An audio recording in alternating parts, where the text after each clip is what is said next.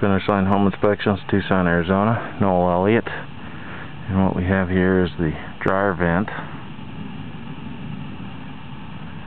which is making several turns.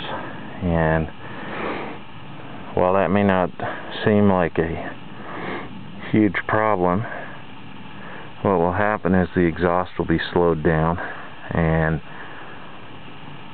the result could be lint buildup and subsequent fire, or as a result of that, a fire. And it's not a best building practice.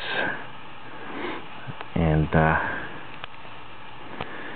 this is Noel Elliott with Finish Line Home Inspections, showing why we're a step ahead of the rest.